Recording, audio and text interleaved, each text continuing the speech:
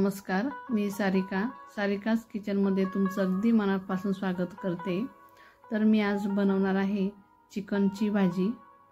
अगदी चविष्ट नवीन काहीतरी अशी बनवणार आहे जी तुम्ही कधी बनवली पण नसेल। तर रेसिपीला नक्की शेवटपर्यंत बघा। चला तर मग रेसिपीला सुरुवात करूया।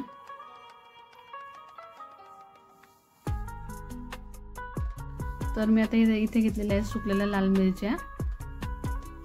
तर त्यांना आपल्याला भाजून घ्यायचे आहे। त्यांच्यासोबत खडे मसाले देखील भाजून घ्यायचे आहेत। तर मी आता इथे घेतली दालचिनी,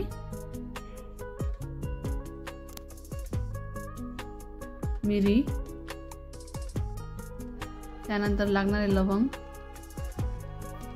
त्यानंतर लागणारे चक्री फूल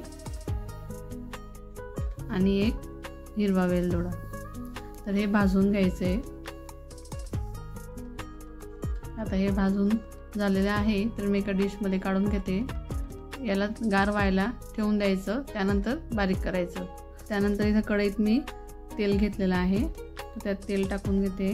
इथे मी 3 कांद्यांची पेस्ट बनवून घेणार आहे। तर पेस्ट बनवून झाली तर अगोदर पेस्ट तळून घ्यायची आहे। कांद्याची पेस्ट तळून झालेली आहे। त्यानंतर टोमॅटोची पेस्ट तळायची आहे। तिलाही व्यवस्थित मिक्स करून तळून घ्यायची आहे। त्यानंतर आलं लसूण याची पेस्ट बनवून घ्यायची आहे। त्याची पेस्ट बनवून झालेली आहे। तर तिलाही त्यात टाकून द्यायची आणि तळून घ्यायचे। तर व्यवस्थित मिक्स करून परतून घ्यायचं।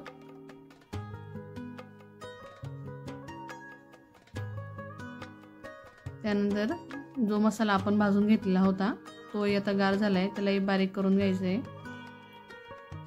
बघू शकतात छान बारीक झालेला आहे। खूप छान वास देखील येतोय। त्यानंतर त्यात टाकून घ्यायचा आहे मसाला। त्यालाही व्यवस्थित मिक्स करून घ्यायचा। छान व्यवस्थित मिक्स करून झालेला आहे। तर त्यात टाकणार मी अर्धा चमचा हळद, 2 चमचे धना पावडर, तेही व्यवस्थित मिक्स करून घ्यायचं आहे। हा मसाला तळला जात नाही तोपर्यंत भांड्यात मी दही टाकून घेते। 1 चमचा गरम मसाला, 2 चमचे कांदा लसूण मसाला, हे मी मिक्सरमध्ये बारीक करून घेणार आहे। आता हे फिरवून घेते। हे फिरवून झालेलं आहे। बघू शकतात हे अशा पद्धतीने तयार झालंय। तर त्याला आता मसाला तळून झालेला आहे तर त्यात टाकून घ्यायचे।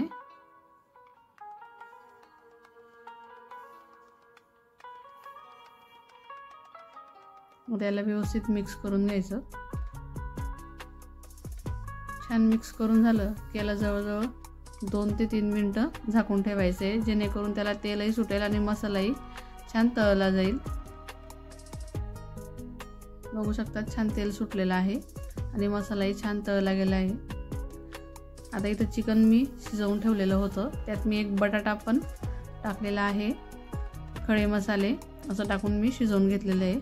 तर मसाल्यात मी अगोदर सूप टाकून घेणार आहे।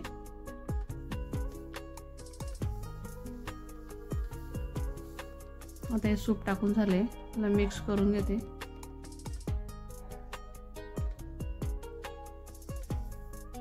त्यानंतर चिकन टाकून घ्यायचे।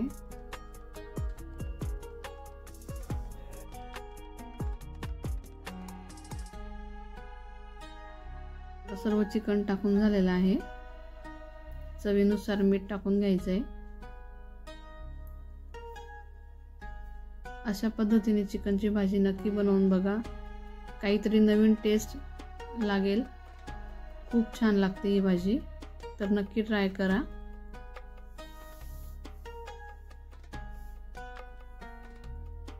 आता ही भाजी छान उकळली की त्यावर कोथिंबीर टाकून घ्यायची आहे।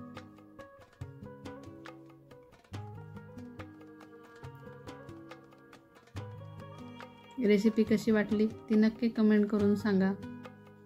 व्हिडिओ आवडला असेल तर लाईक करा, शेअर करा आणि चॅनलला सबस्क्राईब केलेलं नसेल तर प्लीज चॅनलला नक्की सबस्क्राईब करा. धन्यवाद.